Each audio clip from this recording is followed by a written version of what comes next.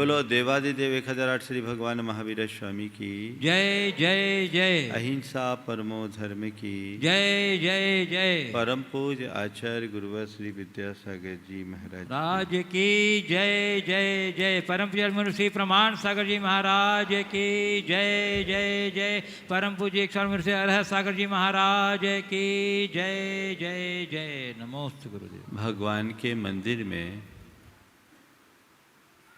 एक अंधा भिखारी अहोभाव से भरकर भगवान को धन्यवाद दे रहा था। हे प्रभु, मैं कितना भाग्यशाली हूँ, तेरी मुझ पर कितनी बड़ी कृपा है कि मैं अपने पैरों के बल चलकर तेरे दरबार में आकर मत्था टेकता हूँ। भले मेरे पास दृष्टि नहीं है, पर तेरे दरबार में आने से तेरी कृपा दृष्टि मुझ पर बरस जाती है। ये क्या कम है। सचमुच इस धरती का सबसे भाग्यशाली व्यक्ति मैं हूँ। प्रभु, मुझ पर ऐसी ही कृपा बनाए रखना। उसके आने के तुरंत बाद एक सेठ भगवान के चरणों में गया। अब भगवान से शिकायतें करते हुए कहा, प्रभु तू कितना कंजूस है, तू कितना कंजूस है। मुझ पर तू इतना अपनी कृपा क्यों नहीं बरसाता, मेरे प्रति तू अपनी उदारता क्यों नहीं रखता। तूने मुझे विपुल धन तो दिया, फिर मेरा स्वास्थ्य ठीक नहीं रहता, मेरे स्वास्थ्य के विषय में क्यों नहीं सुनता। मेरी पत्नी है, सब कुछ अच्छा है, पर मुझे पुत्र दिया, पुत्री क्यों नहीं दिया। मुझे एक पुत्री भी चाहिए। तूने मुझे जितना धन दिया उससे ज़्यादा धन औरों को दे दिया। मैं तेरा भगत, तेरी सारी कृपा मुझ पर होनी चाहिए। मेरे दुखों का अंत कर। आखिर मेरे दुखों का अंत कब होगा। प्रभु, मेरे प्रति तेरी कृपा कब बरसेगी। मैं तेरा इतना बड़ा भक्त हूँ, मेरे दुखों का अंत कब होगा। दोनों भगवान के चरणों में गए। दोनों ने अपनी अपनी बातें की। एक अहोभाव से भर कर के गया और दूसरा शिकायतें लेकर के गया। अंधे के हृदय में अहोभाव भरा था, तो आंखें खो जाने के बाद भी अपनी अंतर्दृष्टि से प्रभु की कृपा पा रहा था।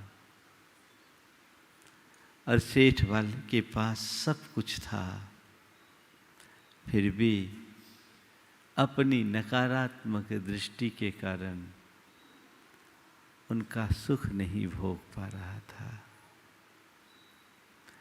आप समझ रहे हैं दोनों में सुखी कौन, भिखारी या सेठ। अगर मुझसे पूछो तो जिसे लोग भिखारी कहते वो सेठ था, और जिसे सेठ के रूप में देखा जाता है उसने अपनी भिखारी वृत्ति का उदाहरण प्रस्तुत कर दिया। जब तक मनुष्य की मनस्थिति अनुकूल नहीं होती, उसकी मानसिकता नहीं सुधरती, जीवन में कभी सुख नहीं हो सकता। आज गुरुदेव अपने हाइकू के माध्यम से यही कह रहे हैं, दृष्टि पलटा दो, तामस समता हो और कुछ ना। दृष्टि पलटा दो, तामस समता हो और कुछ ना। समझ में आ रही है बात। इधर से पढ़ोगे तो तामस होगा और उधर से पढ़ोगे तो पलट करके क्या आ रहा है? समता। तामस में अंधेरा है, समता में आनंद है। तामस को समता में बदला जा सकता है। सच्चे अर्थों में देखा जाए तो ये हमारे जीवन के सुखों का निचोड़ है। ये हमारे जीवन के सुखों का निचोड़ है। हम जैसी दृष्टि रखते हैं हमारा वैसा जीवन बनता है। हम अपने दुख को सुख में परिवर्तित कर सकते हैं यदि हमारी दृष्टि बदल जाए। हर मनुष्य किसी न किसी कारण से दुखी है और वह अपने दुखों का कारण परिस्थितियों को बोलता है। मैं इस वजह से दुखी हूं, मैं उस वजह से दुखी हूं, और वो अपना रोना रोता ही रहता है। पूरा जीवन उसका यूं ही व्यतीत हो जाता है। अपने दुखों का अंत नहीं कर पाता। उसका रोना वो रोता ही रहता है। संत कहते हैं तुम्हारे सामने चाहे कैसी भी परिस्थिति क्यों ना हो, यदि तुमने अपनी दृष्टि को बदल दी तो तुम हर परिस्थिति में खुशहाल रह सकते हो। और तुम्हारी परिस्थितियां कितनी भी अनुकूल क्यों न हो, यदि दृष्टि तुम्हारी ठीक नहीं है तो तुम जीवन भर दुखी ही रहोगे। दृष्टि बदलो, सृष्टि बदलेगी। ये उक्ति हम लोग रोज सुनते हैं। गुरुदेव ने आज हमें वही सूत्र दिया है। आज हमें वही सूत्र दिया है कि हम अपनी दृष्टि को बदल दें, सृष्टि बदल जाएगी। आप चाहते हैं मेरे दुखों का अंत हो जाए? चाहते हैं? चाहते हैं नहीं चाहते हैं? आज मेरे पास एक ऐसी टेक्निक है जो सारे दुख को समाप्त कर दे। बता दूं? आज की 4 बातें। दुख में सुख खोजें, प्रतिकूल की अनुकूल व्याख्या करें, बुराइयों में अच्छाई देखें, विपत्ति में संपत्ति देखें। ये जीवन का बहुत बड़ा सूत्र है। तुम्हें अपने जीवन में जब भी कोई दुख प्रतीत हो, अगर अपनी दृष्टि पलट दो तो तुम्हें उस दुख में भी सुख नजर आएगा। आप देखिए, आपका दुख कीमात्मक है। किस वजह से दुखी हो? कोई धन के अभाव से दुखी है, कोई अपने स्वास्थ्य के कारण दुखी है, कोई अपने पारिवारिक परिस्थितियों के कारण दुखी है, कोई अन्य सामाजिक अनुकूलताएं न बनने के कारण दुखी है। यही सब न कारण है आपके दुखी होने के। चलो, जब तुम्हें लगे कि मेरे पास धन की कमी है, तो उस घड़ी में अपने धन की कमी को देखने की जगह अपने से नीचे वालों की तरफ देखो। तुम्हें लग रहा है कि आज मेरे पास धनाभाव है और ये अभाव की अनुभूति तुम्हें दुखी बना रही है। थोड़ा नीचे देखोगे तो पाओगे उससे तो मैं बड़ा भाग्यशाली हूं। ओ, मैं उससे काफी भाग्यशाली हूं। मेरे पास अपेक्षित धन भले ना हो, पर दुनिया में और लोगों के पास तो उतना भी नहीं है जितना मेरे पास है। देख सकते हैं, माना कि तुम करोड़पतियों की श्रेणी में नहीं हो, लेकिन अगर देखो और तुम्हारे पास दृष्टि हो तो तुम्हारे जीवन में करोड़पतियों से बड़ा सुख हो सकता है। बहुत सारे ऐसे करोड़पति हैं जो बीमार हैं, नौकर चाकर गुलछर्रे उड़ा रहे हैं, कुत्ते कार में घूम रहे हैं, सेठ जी बिस्तर पर पड़े हैं। सोचो, अगर तुम करोड़पति बने होते और बिस्तर में पड़े होते तो क्या वो सुख मिलता? माना मेरे पास धन का अभाव नहीं है पर मैं स्वस्थ हूं, ये कम है। बोलो, एक बीमार सेठ भाग्यशाली या एक स्वस्थ गरीब भाग्यशाली? बोलो, हाँ, स्वस्थ गरीब है ना? तो ऐसे ही स्वस्थ और गरीब बने रहने का आशीर्वाद दे दूं। महाराज ऐसा मत करो, आप तो और आगे की बात करो। आप लोग बहुत होशियार हो, बनिया हो। एक आदमी अंधा था, संतानहीन था और बड़ा गरीब भी था। तो उसने एक देवता की आराधना की। उसकी आराधना से देवता प्रसन्न हो उठे और देवता ने कहा, मांगो, तुम कोई एक वरदान मांग लो, कोई एक वरदान मांग लो। वो पक्का बनिया था। उसने कहा, एक ही वरदान? बोले हाँ, एक ही वरदान। बोले, एक ऐसा वरदान दे दो कि मैं अपने नाती को सोने की थाली में दूध भात खाता हुआ देखूं। मैं अपने नाती को सोने की थाली में दूध भात खाता हुआ देखूं। कितना होशियार था, तीनों बातें मांग ली। नाती मांगा तो बेटा भी आ गया, सोने की थाली आई तो संपन्नता आ गया, संपन्नता आ गई, और दूध भात खाता देखूं तो आंखें भी मांग लिया। होशियार लोग ऐसे ही करते हैं। आप चाहते मुझे सब कुछ मिले, पर ध्यान रखो, इस संसार में सब कुछ किसी को नहीं मिल सकता। किसी के पास कुछ होगा, किसी के पास कुछ होगा, किसी के पास बहुत कुछ होगा, पर सब कुछ इस संसार में न तो आज तक किसी को मिला है न मिल सकता है। सब कुछ न तो आज तक कुछ किसी को मिला है और न ही मिल सकता है।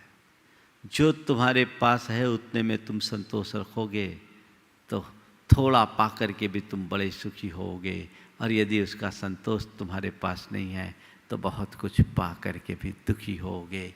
मैं तुमसे ये कह रहा हूँ, तुम्हें धन का जब भी अभाव दिखे, तुम अपने स्वास्थ्य को समझना और अपने आप को भाग्यशाली मानना कि वाकई में मैं उससे तो बहुत भाग्यशाली हूँ। तुम्हें लगता है कि मेरे जीवन में धनाभाव है और लोग ज़्यादा पैसे वाले हैं, लेकिन तुम थोड़ा निकट से जाके देखना कि पैसे वाले ज़रूर है, पर घर का हर सदस्य एक दूसरों के सीधे मुंह बात नहीं करता, एक दूसरे का चेहरा देखना पसंद नहीं करता, एक दूसरे की बुराइयां भी करते रहता है। मैं उस अर्थ में भाग्यशाली तो हूँ कि कम से कम पूरे परिवार के लोग एक साथ एक थाली में रोटी खाते हैं और लोग एक दूसरे के लिए जान छिड़कने के लिए तैयार रहते हैं। बोलो, कौन भाग्यशाली? वह जो एक दूसरे को देखकर जिनका खून खौले वे, या वे जो एक दूसरे के लिए जान न्योछावर करने के लिए तैयार रहे वे? भाग्यशाली कौन? कौन? पहले वाला या दूसरे वाला? बोलो, तुम्हें क्या दिखता है? जब भी तुम्हारे जीवन में ऐसे प्रसंग घटित होते तुम्हें क्या दिखता है? तुमने जो पाया वो दिखता या जो औरों ने पाया वो दिखता है? क्या दिखता है? हमेशा दृष्टि रखो उसके प्रति जो तुम्हारे पास है, उस तरफ दृष्टि कभी मत दौड़ाओ जो तुम्हारे पास नहीं है। दृष्टि पलटा दो, तामस समता हो और कुछ ना। इस एक हाइकू में गुरुदेव ने जीवन का निचोड़ डाल दिया है, पूरा निचोड़ जीवन का सार है। दुख में सुख खोजो। और देखूं, अभी तुम्हें धन के अभाव का दुख दिख रहा था, लेकिन मैं तुम्हें तुम्हारे स्वास्थ्य के सुख का दर्शन करा रहा हूं, मैं तुम्हें तुम्हारे परिवार के सुख का दर्शन दिला रहा हूं। और उसके पास धन तो है पर अकल 1.5 पैसे की नहीं। आज तुम्हारे पास धन भले ना हो, पर तुम्हें तुम्हारे जीवन की हिताहित की उचित अनुचित की समझ है। बोलो, तुम अच्छे कि वो अच्छे? ये कितना बड़ा धन है तुम्हारे पास है? कभी इसका मूल्यांकन करने की कोशिश की? नहीं करते। मनुष्य को अपने जीवन में जिस चीज की कमी होती है वह अखरती है। वो ये नहीं देखता कि मेरे जीवन में उपलब्धियां कितनी है। और नीचे देख लो, तुम तो आज अपने धन के अभाव का रोना रो रहे हो। थोड़ा देखो, कम से कम तुम्हें मजूरी तो नहीं करनी पड़ रही है, तुम्हें रिक्शा तो नहीं चलाना पड़ रहा है, तुम्हें फुटपाथ पर तो नहीं सोना पड़ रहा है, तुम्हें किसी झुग्गी झोपड़ी में तो नहीं रहना पड़ रहा है। उनकी अपेक्षा भाग्यशाली हो कि नहीं? बोलो, हो ना? लाखों लोग फुटपाथ पर सोते हैं, लाखों लोग हैं जो अभावग्रस्त जीवन जीते हैं, झुग्गी झोपड़ियों में जीते हैं। लाखों लोग हैं जो अपना जीवन घोर दरिद्रता का सामना करते हुए बिताते हैं। मैं उनसे भाग्यशाली हूं कि नहीं?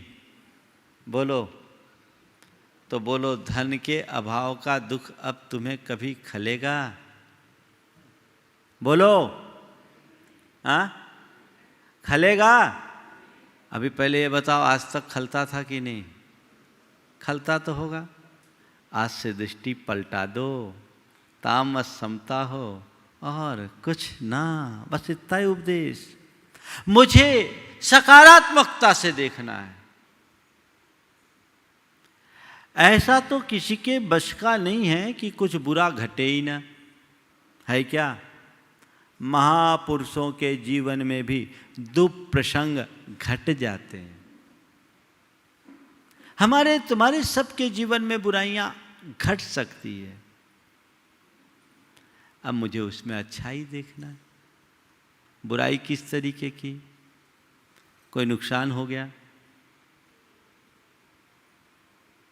नुकसान हो गया, नुकसान तो बुरा है ना?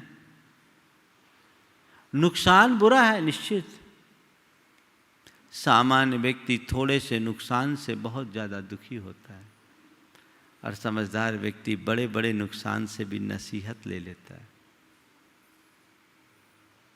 बड़े बड़े नुकसान से नसीहत लिया जा सकता है। मेरे संपर्क में एक व्यक्ति, जिनको कारोबार में बेटा जब आया, गलत पॉलिसी अपनाई, नुकसान हो गया, बेटे का मन विचलित हो गया। वो इस बात को लेकर हताश हो गया कि शायद मेरे भाग्य में कुछ है ही नहीं। उसके पिता ने उसको बुलाया, बोला बेटा घबरा मत, व्यापार है, ऐसा होता ही है। तेरे को जो नुकसान हुआ तो उस नुकसान को देख रहा है, अब मैं ये देख रहा हूँ नुकसान हुआ पर इतना भाग्यशाली हूँ, कर्जा नहीं चढ़ा। नुकसान हुआ, कर्जा तो नहीं चढ़ा।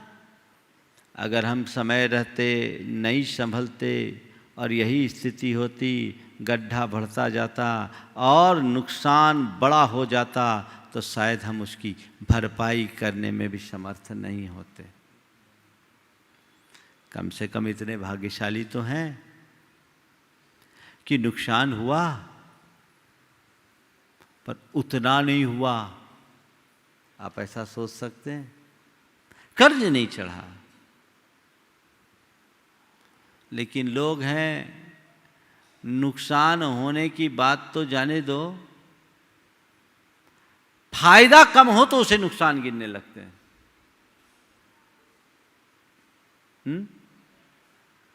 अभी सब रोना रो रहे, कोविड में बड़ा नुकसान है, बड़ा नुकसान है। भैया नुकसान क्या घर का गया क्या? नहीं महाराज, थोड़ी कमाई रुकी है। भाग्यशाली अपने आप को मानो कि कमाई ना रुकी है, गांठ का गया तो नहीं, गांठ का गया तो नहीं। एक व्यक्ति मिले, बहुत अच्छा लगा उनकी बात को सुनकर। कुछ लोग रोना रो रहे थे, महाराज अब कोरोना का रोना तो है ही, भारी नुकसान भारी नुकसान भारी नुकसान। उस व्यक्ति ने कहा, महाराज ये लोग नुकसान बोलते हैं, हमें तो कुछ समझ में नहीं आ रहा। बोले क्या? बोले 2 महीने में हमारे घर का खर्चा बहुत सीमित हो गया, हमारा पूरा बजट था उसका 15% में काम हो गया। 85% की सेविंग। अब तुम 85% की सेविंग देख रहे हो कि अपनी कमाई का नुकसान देख रहे हो? तुम्हें देखना है। ये भी तो एक दृष्टि हो सकती है। बहुत सारे लोग कहते हैं हम लोग सैलरी 20% कट हो गई, 25% कट हो गई, तो घर का बजट भी तो कम हो गया। ट्रैवलिंग ख़त्म हो गई, होटलिंग ख़त्म हो गई, मॉल जाना बंद हो गया, बाहर का खर्चा बंद हो गया, पिक्चर जाना बंद हो गया। असली खर्चा तो यही है। खाने पीने में कितना खर्चा होता है? हर व्यक्ति के घर का जो बजट होता है ना, उसका 15% के आसपास उसके खाने पीने का खर्चा, 85% तो राग रंग है। वो बचा ना, दृष्टिकोण क्या है? अगर वहां तुम्हारे अंदर सकारात्मक दृष्टि हो तो कैसा भी दुख प्रसंग घटेगा, तुम्हारा मन विचलित नहीं होगा। लेकिन वैसी दृष्टि ना हो तो कितने ही अनुकूल हो, रोओगे। एक व्यक्ति अपने मित्र के यहाँ गया, होटल में, होटल था, देखा मित्र बड़ा दुखी सा था, चेहरा एकदम उतरा हुआ। पूछा क्या बात है भाई, बड़े परेशान से दिख रहे? बोले क्या बताऊं जी, बड़ी मंदी का जोर चल रहा है, मंदी का जोर चल रहा है। उसने कहा हद हो गई, मैं देख रहा हूं पूरा होटल हाउसफुल है, मैं देख रहा हूं पूरा होटल हाउसफुल है और आधे घंटे में 50 ग्राहक लौट गए और फिर भी तुम कह रहे हो कि मंदी का दौर चल रहा है। पूरा होटल हाउसफुल और मेरे देखते देखते 50 ग्राहक लौट गए और फिर भी तुम कह रहे हो कि मंदी का दौर चल रहा है। बोला इसीलिए तो दुखी हूं क्योंकि कल तक 100 लौटते थे, कल तक 100 लौटते थे, आज 50 ही लौटे। ऐसे व्यक्ति को कोई सुखी नहीं कर पाएगा। बुराई में अच्छाई देखो, कुछ भी बुरा हो अच्छा देखो। एक की बेटी की सगाई हुई, सगाई होने के बाद वो सगाई टूट गई। अब बेटी का मन बड़ा दुखी होता ही है, निश्चित किसी की सगाई टूट जाए तो मन दुखी होगा। पिता अपनी बेटी को मेरे सामने समझा रहा था कि महाराज ये इस सगाई के टूटने से दुखी और मैं बड़ा खुश हूँ। लेकिन क्यों? बोले महाराज सगाई उनने तोड़ी पर मुझे बाद में मालूम पड़ा कि लड़का शराब भी पीता था और जैसा बताया गया इनका व्यापारिक स्टेटस सही नहीं है, ये कर्ज में लदे हैं। महाराज काश अगर ये संबंध नहीं टूटा होता तो शायद हमारी बेटी को और मुश्किलें होती, इसको समझाइए। सगाई का टूटना बुराई है पर उसमें दूसरी चीज़ों को देखना बुराई में अच्छाई देखना है। एक सूत्र है, कोई भी दुख प्रसंग घटे तो उसे पॉजिटिवली देखो। एक आदमी अपने मित्र से मिलने दिल्ली गया। एक साइकिल वाले ने धक्का मारा, मित्र गिर पड़ा, पैर छिल गए। उठा और साइकिल वाले की पीठ ठोकी। उठते ही साइकिल वाले की पीठ ठोकी। आगंतुक मित्र ने कहा, हद हो गई, ये गांधीगिरी कहाँ से सीख ली? उसने तुम्हें धक्का मारा, नीचे गिराया और तुम उसकी पीठ ठोक रहे। बोले, तुम्हें नहीं मालूम, मैं इस आदमी को पहचानता हूँ। वो रोज ठीक इसी समय यहाँ से ट्रक लेकर गुजरता है। ये प्रतिदिन ठीक इसी समय यहाँ से ट्रक लेकर के गुजरता है। गनीमत है आज साइकिल लेकर गुजरा। रोज की भांति अगर ट्रक से गुजरा होता और मुझे धक्का मारा होता तो मेरा क्या हाल हुआ होता। है ये दृष्टि? बुराई में अच्छाई। तुम्हारे घर का कोई बुरा व्यक्ति हो, उसकी भी अच्छाई खोजो। एक बात बताऊं, घर में अच्छे लोग भी होते हैं, बुरे भी लोग होते हैं, पर कुछ काम में वो बुरे ही लोग काम आते हैं, अच्छे लोग काम पे नहीं आते। आते हैं ना, अच्छे तो धरे रह जाते हैं, वहाँ बुरे ही काम में आते हैं। तो जो बुरे हैं उनमें भी अच्छाई देखो। एक परिवार आया, देखो दृष्टिकोण क्या है। बेटा भी था, बेटी भी थी। माँ बेटी की प्रशंसा कर रही कि महाराज बेटी बहुत अच्छी होशियार है, पढ़ाई में भी बहुत अच्छी है और घर का काम भी कर लेती है। और बेटे की बुराई की कि महाराज जी ये तो कुछ सुनता ही नहीं और पढ़ता ही नहीं। उसका पिता सामने था, उसने बीच में ही टोकते हुए कहा, महाराज इसका माइंड बड़ा टेक्निकल है, ये बहुत आगे चलता है। माँ जब बोल रही थी तो बेटे के चेहरे में एक उग्र प्रतिक्रिया थी, पिता के कहने पर कि इसका टेक्निकल माइंड है, बड़ा तेज चलता है टेक्निकल कामों में। बेटा थोड़ा नॉर्मल हुआ। माना किसी में 10 बुराई हो पर एक अच्छाई तो होगी। उस अच्छाई से उसका आकलन करो। मुझे पूरी बातें करनी है, 9:30 बज गए, 10 मिनट अभी और चलेगा। बुराई में अच्छाई देखो, ये सूत्र है। प्रतिकूल की अनुकूल व्याख्या करो।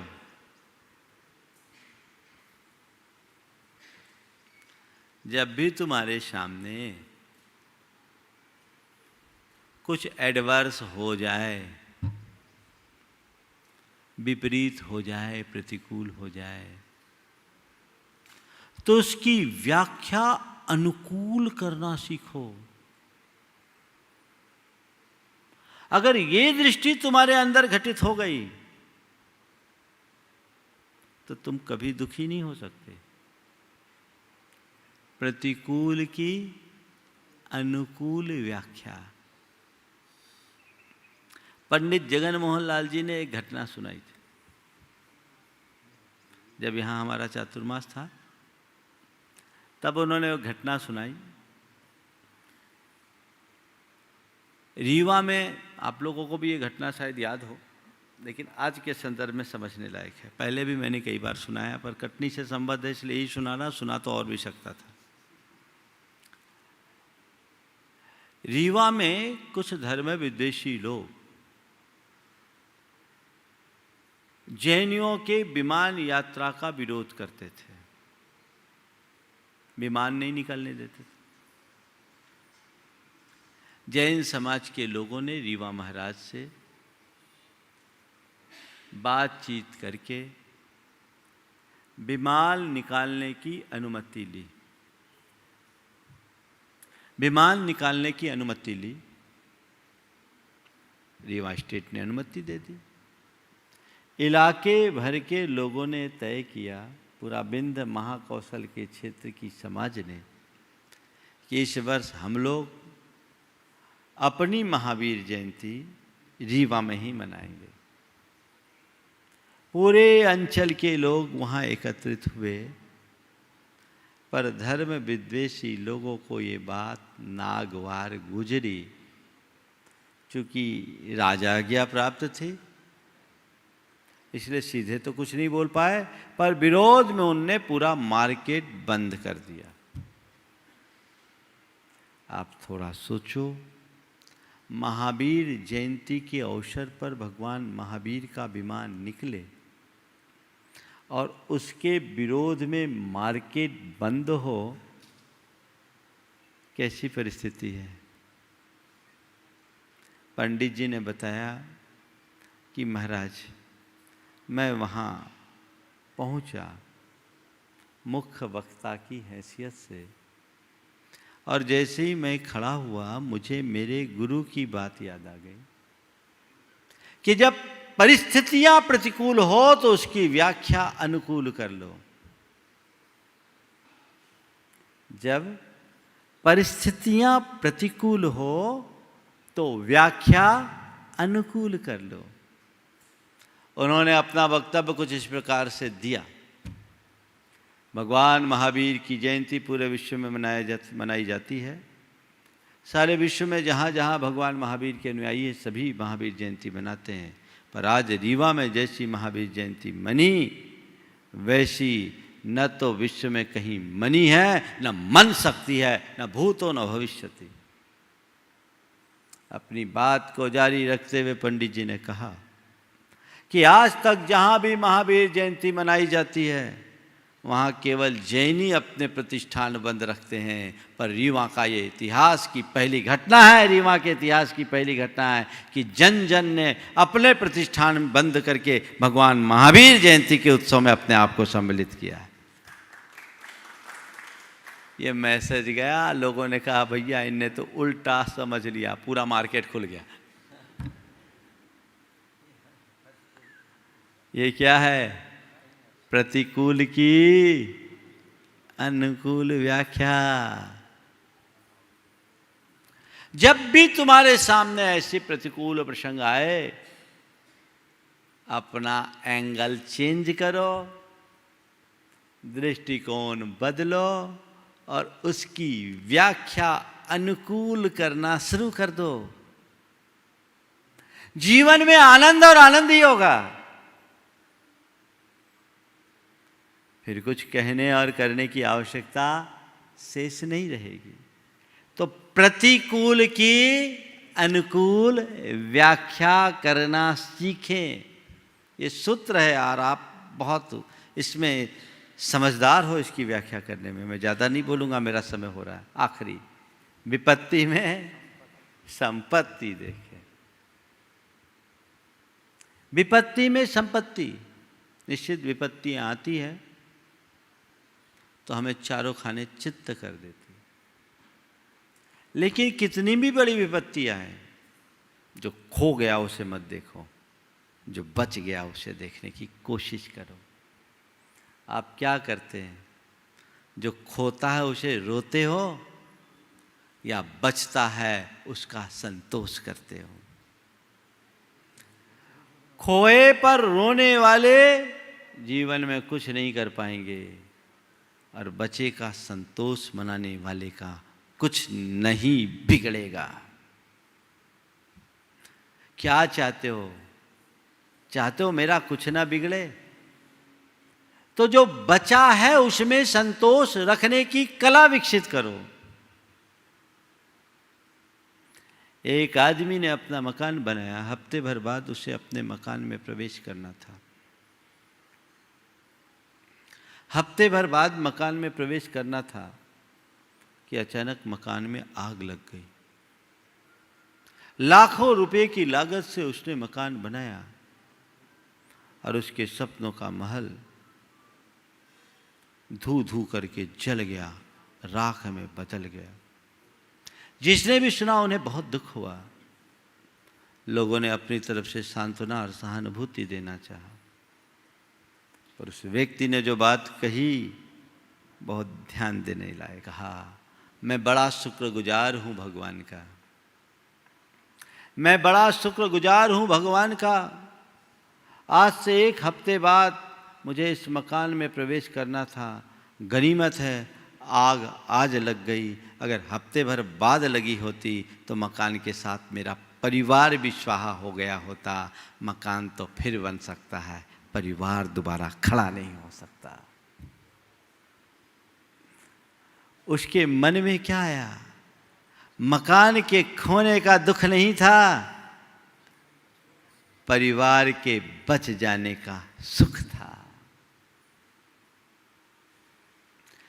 आप ऐसा कर सकते या नहीं? बड़े आसानी से कर सकते हैं। बस इतना ही तो पाठ पढ़ना है।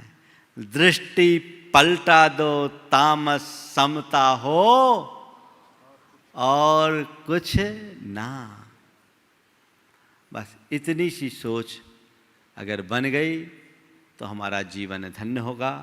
हम अपने जीवन को ऊंचा उठा सकेंगे, जीवन की सलामती कर सकेंगे। मंगल भावना के साथ मैं विराम लूँगा। हम ऐसे एक एक हाइकू का रस लें, उन्हें याद करें और उन्हें अपने जीवन का एक सूत्र बना लें, तो हमारे जीवन के लिए एक बड़ी उपलब्धि होगी। मंगल भावना की 4 पंक्तियों के साथ विराम। मंगल मंगल होए जगत में सब मंगलमय हो। मंगल मंगल होए जगत में सब मंगलमय हो। इस धरती के हर प्राणी का मन मंगलमय हो।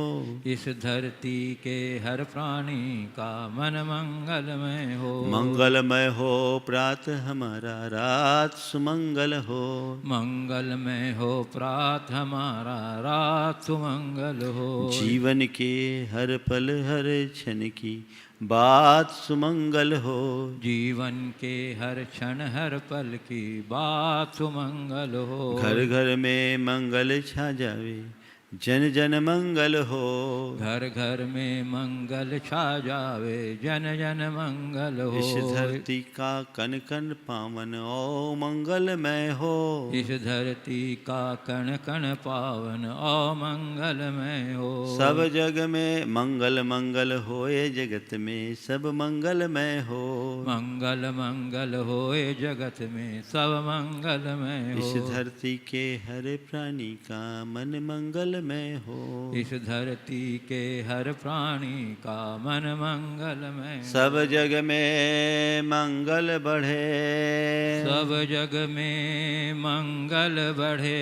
टले अमंगल भाव, टले अमंगल भाव। है प्रमाण की भावना, है प्रमाण की भावना। सब में हो सद्भाव। सब में हो सद्भाव। जय बोलो परम पूज्य आचार्य गुरुवर श्री विद्यासागर जी महाराज की जय। बोलिए परम पूज्य 100 श्री प्रमाण सागर जी महाराज की। परम पूज्य 100 अरहत सागर जी महाराज की। चलिए जिनवाणी सूत्र के साथ हम लोग विराम लेंगे अपने स्थान से। हे जिनवाणी आगे नहीं बढ़ेंगे भारती तो ही जपो दिन रैन। जो तेरा शरणा गए सो पावे सुख चैन। या वाणी के ज्ञान ते सूझे लोकालोक। सो वाणी मस्तक नमो सदा देता हूँ धोख। 9 बार नमस्कार। सभी अपने स्थान से ही जाप करेंगे।